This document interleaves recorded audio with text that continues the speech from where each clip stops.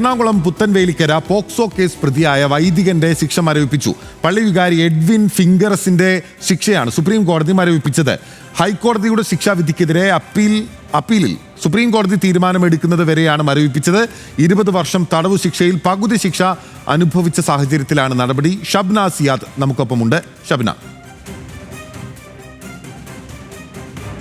പള്ളിമേടയിൽ വിളിച്ചു വരുത്തി പീഡിപ്പിച്ചു എന്ന കേസിലെ പ്രതിയായ വികാരിയുടെ ശിക്ഷയാണ് ഇപ്പോൾ സുപ്രീം കോടതി മരവിപ്പിച്ചത്. ഈ കേസുമായി ബന്ധപ്പെട്ട് വിചാരണ കോടതി വിധിച്ച ശിക്ഷാവിധിയിന്മേലുള്ള അപ്പീൽ നിലനിൽക്കുന്നു. ഈ അപ്പീൽ തീരുമാനമാകുന്നത് വരെയാണ് ഇപ്പോൾ ശിക്ഷ മരവിപ്പിച്ചിട്ടുള്ളത്.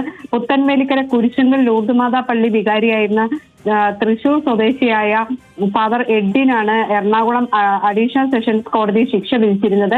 ഇതിനെതിരെ അപ്പീൽ ഹൈക്കോടതിയിൽ നിലനിൽക്കുന്നുണ്ട്. ഇതിൽ തീരുമാനമാകുന്നത് വരെയാണ് ഇപ്പോൾ സുപ്രീം കോടതി ശിക്ഷ മരവിപ്പിച്ച് ഉത്തരവായത്. 2015 ജനുവരി 12 മുതൽ മാർച്ച് 21 വരെയുള്ള ദിവസങ്ങളിൽ പലപ്പോഴായി പെൺകുട്ടിയെ പള്ളിമേടയിലേക്ക് വിളിച്ചു വരുത്തി പീഡിപ്പിച്ചു എന്നതായിരുന്നു കേസ്.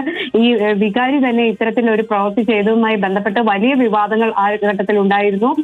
തുടർന്നാണ് ഇപ്പോൾ ശിക്ഷ മരവിപ്പിച്ചുകൊണ്ട് സുപ്രീം കോടതി ഉത്തരവായത്. ശരി, ഓക്കെ. ഷബ്ന സിയാദാണ് വിവരങ്ങൾ നൽകിയത്.